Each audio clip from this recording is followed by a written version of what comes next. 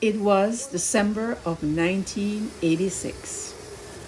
It was indeed just a few days before Christmas, and it was also indeed a very merry and momentous occasion for Jamaica. It was the arrival at the Sangster International Airport of the supersonic jet, the Concorde. On hand were industry officials, the ordinary man, on waving galleries. Yes, in 1986, there were still waving galleries, and I was part of that momentous occasion. At the start of the 1986-87 winter tourist season. This is a tremendous promotion for the country. It's great for Jamaica, for Montego Bay, Air Jamaica, the tourist board, and the whole tourism industry, because you've seen the sort of excitement it's generated here. It's been picked up on the cameras here.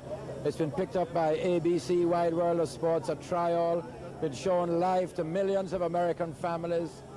So that this is a tremendous way to start what's going to be the greatest season ever for Jamaica. Carole Guntley, does this mean that we're supposed to look for a different kind of tourists this year? I think we'll have a good mix of tourists, from those who are very well off right down to those who have less to spend. And I think for us the Concorde is a great achievement.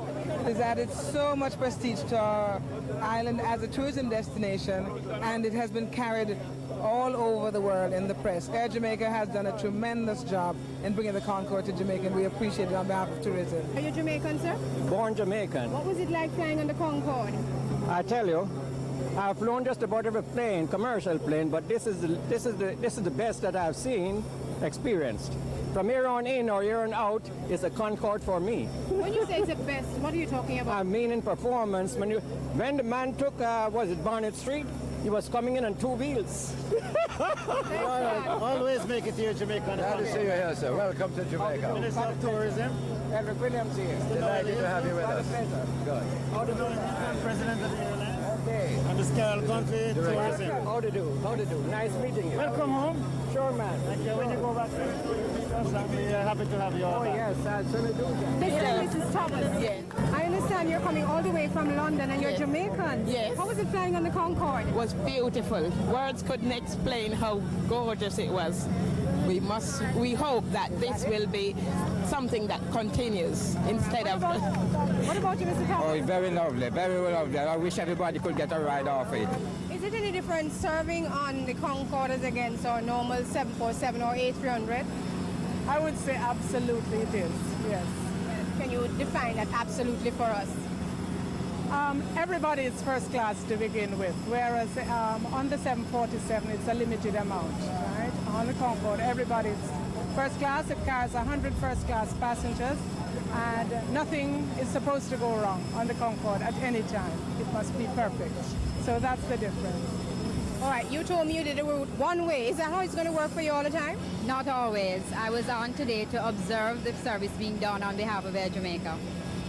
Are you looking forward to it again? Oh yes, sir. Why? It was such a great experience, and I want to invite all Jamaicans to experience the Concorde. Montagonians living in front of the airport invited their neighbors to view the landing from their balconies, and minibuses had specials from Kingston to Montego Bay to see the Concorde. Considering a lot of people don't know what the Concorde is, I think a lot of people, I just noticed down here, it's very busy, especially like today. A whole lot of people have just come, especially to see the Concorde. I think it is really nice. As I say, I'm sorry that I don't really can't see it. Why you can't see it? Well, I have to go back to work. Hundreds lined the waving gallery to greet the Concorde. I came here at about 1:15 with my family, and we are here to see the Concorde because I think it's the first time it's landing in Jamaica, and we feel great about its coming here. To me, I say it's big and so, that's why we come and look at it. Oh, it's there. Montagonian? Yeah. I noticed that you and your daughter are here son. to see. And son too, Yes. the whole family. What are you looking forward to today? To see the Concorde and what it look like. What in particular are you expecting? You think you have anything in mind that you're thinking about? Well, some people tell me that they use a parachute to stop it, so I'm seeing if it's true.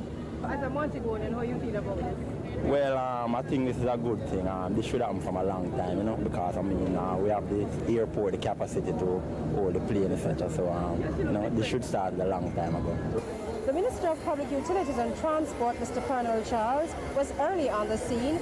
It's part of our continued service, and it's going to be improving Jamaica's tourism, Jamaica's destination, and certainly Air Jamaica's service to the Caribbean and to Jamaica. All right, let me move over to the President and Managing Director, Mr. Noel Hylton. Mr. Hylton, you must be a proud man today. Well, we are also very excited about it. We're excited because we were able to bring Concorde here. With us now is Mr. Brian Simmons, and he's a training coordinator for British Airways. I work out of a base in London, so I come down especially for the first service of any aircraft into a particular city. I think the most important thing as far as Concorde is concerned is that we only have 7 Concordes, and it's an aircraft you can't replace because they don't make them anymore. This is Captain John Cook, and we understand that you have Jamaican connections. Can you tell us about that? Well, I got my mother and my father-in-law's dead now, but Mary and Harold Wildish were missionaries here for ages. Their son was Dr. David Wildish, who was up at Claremont as a doctor, and he's now in charge of Jamaica Broilers. My other brother-in-law is Jamaica Broilers, Andy Wildish, virtually built it up to what it is. And then we've got all the Levy side, and now we've got the Turners at Tulloch Mistakes, all married into the family somehow. No, sir. Is it a very difficult job to fly Concorde? No, it's a different airplane to something like that. She's different to fly. She's very technically quite difficult because it's like 2 airplanes, a subsonic and supersonic.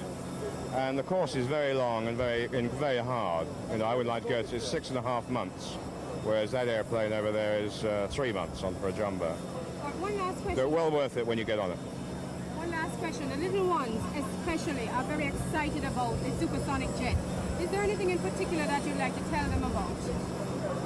Well, nothing really. I mean, like altitude and how far? Well, I mean, we start our cruise at Mach 2, which is at 50,000 feet, so you're above all the weather and everything. You're then traveling at 1 mile every 2 3/4 seconds, or 23 miles a minute. But you don't know it. You don't know it.